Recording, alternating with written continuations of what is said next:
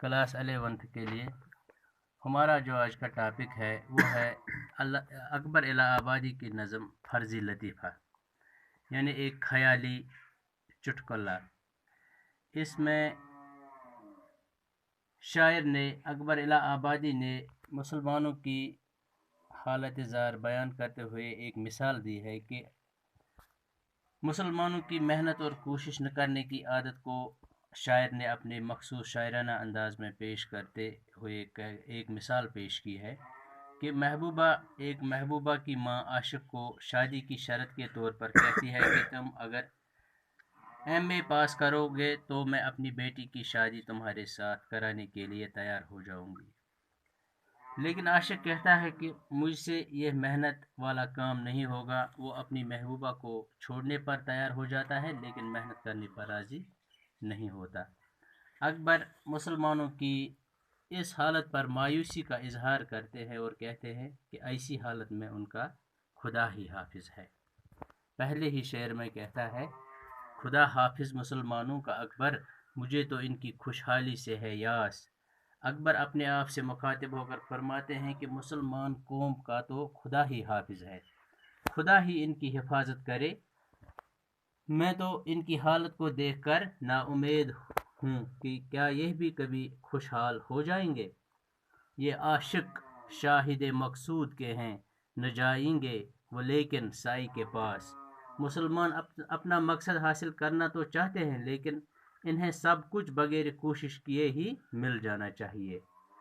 وہ کوشش اور جدوجہد سے دور رہتے ہیں اور اس سے جی چراتے ہیں۔ کہتا ہے کہ سناؤں تم کو ایک فرضی لطیفہ، کیا ہے جس کو میں نے زیب کرتاس مینز کاغذ۔ کہتا ہے کہ شاعر ایک خیالی لطیفہ سناتے ہیں جس کو انہوں نے نظم کی صورت میں تحریر کیا ہے۔ مثال کیا ہے؟ کہا مجنوں سے یہ لیلا کی ماں نے کہ بیٹا تو اگر کر لے ایم اے پاس۔ ایک دن مجنون یعنی عاشق سے لیلا محبوبہ کی ماں نے کہا کہ میری یہ شرط ہے کہ تم ایم اے پاس کر لو تو فوراً بیاہ دوں لیلا کو تجھ سے۔ کہا کہ تو فوراً بیاہ دوں لیلا کو تجھ سے، اچھا بلا وقت میں بن جاؤں تیری ساس۔ ایم اے پاس کرنے کے بعد میں اپنی بیٹی کی شادی تم سے کر لوں گی اور بغیر کسی رکاوٹ کے تمہاری ساس بن جاؤں گی اور رشتہ منظور کر لوں گی۔ کہا مجنون نے یہ اچھی سنائی، کجا عاشق کجا کالج کی بکواس۔ عاشق نے یہ سن کر کہا کہ یہ آپ نے عجیب بات کی، میں ایسا نہیں کر سکتا۔ کہاں ایک عاشق اور کہاں کالج کی اکتا دینے والی پڑھائی، یعنی کہاں کالج جاؤں گا اور وہاں تنگ آؤں گا پڑھتے پڑھتے، تو کجا عاشق اور کجا کالج کی بکواس، وہاں مجھے اتنی فرصت نہیں ہے کہ میں وہاں پڑھائی کر سکوں۔ کجا یہ فطرتی جوش طبیعت، کجا ٹھونسی ہوئی چیزوں کا احساس۔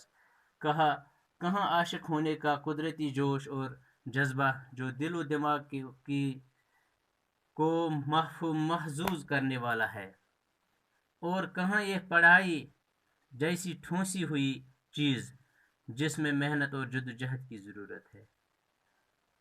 بڑی بھی آپ کو کیا ہو گیا ہے، ہرن پہ لادی جاتی ہے کہیں گھاس۔ اے بزرگ خاتون، آپ کو کیا ہو گیا ہے؟ کیا کبھی ایک ہرن جیسے آزاد جاندار پر بوجھ لادا جاتا ہے؟ میں تو آزاد اور بے فکر انسان ہوں، مجھ سے یہ کتابوں اور محنت کا بوجھ اٹھایا نہیں جا سکتا۔ یہ اچھی قدردانی آپ نے کی، مجھے سمجھا ہے کوئی ہر چرنداز۔ آپ کیا یہی میری قدر کرتی ہیں؟ کیا آپ نے مجھے کوئی معمولی انسان سمجھ رکھا ہے؟ میں کوئی معمولی انسان نہیں ہوں، میں عاشق ہوں۔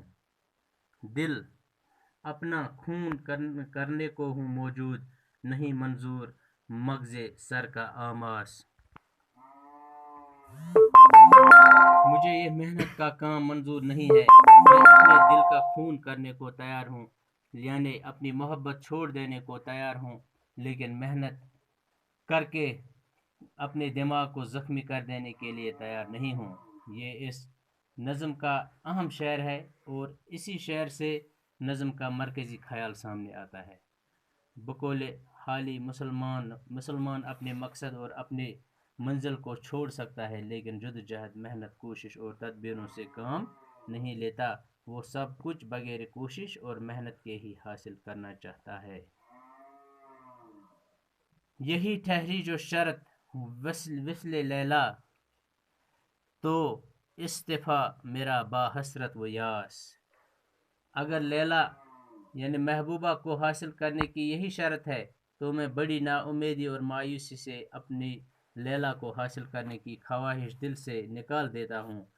मैं वो शौक़ छोड़ दूँगा जिसके लिए मुझे कोशिश, जद्दोजहद और मेहनत करनी पड़ेगी।